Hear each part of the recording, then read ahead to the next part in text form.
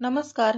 हिंदू धर्मात भगवान दत्तात्रय यांना ब्रह्मा, विष्णू आणि शिव या त्रिमूर्तींचे रूप मानले जाते.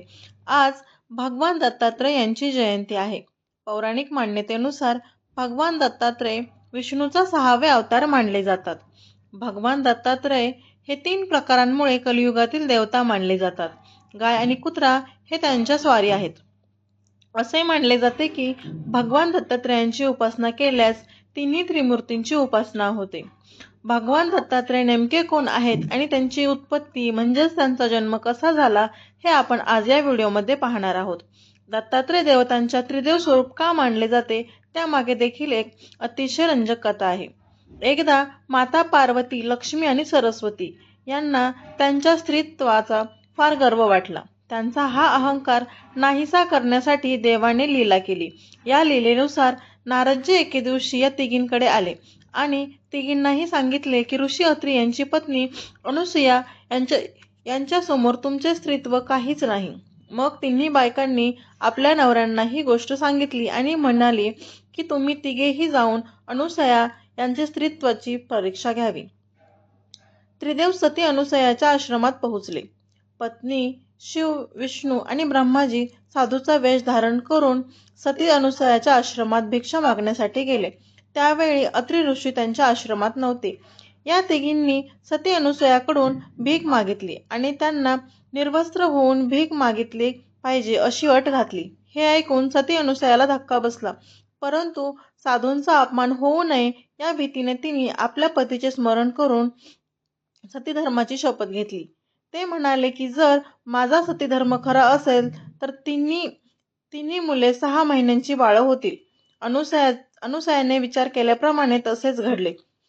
तिन्ही देवता 6 महिन्याचे बाळ बनले आणि सती अनुसूया यांनी त्यांना माता म्हणून दूध पाजले. पार्वती, सरस्वती आणि लक्ष्मी यांना काळजी वाटली. जेव्हा पती परत आले नाही तिन्ही बायकांना काळजी वाटू लागली. तेवढ्यात नारदजी आले आणि त्यांना ती गोष्ट सांगितली. मग तिन्ही देवी सती अनुसूयाकडे गेले आणि त्यांना क्षमा मागितली आणि आपल्या पतीला परत मागितले. अनुसूयाने तिन्ही देवता पुन्हा तिच्या स्वरूपात बदलले. अनुसूयाच्या सती धर्मामुळे संतुष्ट होऊन त्रिदेवाने त्यांना एक आशीर्वाद दिला की आम्ही तिघी तुझ्या पोटी जन्म घेऊ.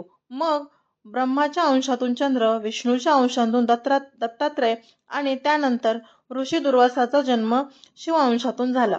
पौराणिक मान्यतेनुसार भगवान दत्तात्रय यांना तिन्ही देवतांचे रूप मानले जाते. पुराणात त्यानुसार त्यांचे स्वरूप 3 चेहऱ्यांचा, 6 हाताचा त्रिदेवमय मानले जाते. चित्रात त्यांच्या मागे एक गाय, 4 कुत्री दिसत आहेत. पुराणात अशी मान्यता आहे की दत्तात्रय भगवान गंगा स्नानासाठी गेले होते, म्हणून गंगाच्या काठावर दत्तपादुकाची पूजा केली जाते. भगवान दत्तात्रय यांची जयंती महाराष्ट्रात खूप मोठ्या प्रमाणात थाटामाटात साजरी केली जाते. तेथे त्यांची गुरु म्हणून पूजा देखील केली जाते. भगवान दत्तात्रय यांनी 24 गुरूंकडून शिक्षण घेतले होते असा विश्वास आहे. मार्गशीर्ष पौर्णिमेच्या दिवशी त्यांचा जन्म झाला होता.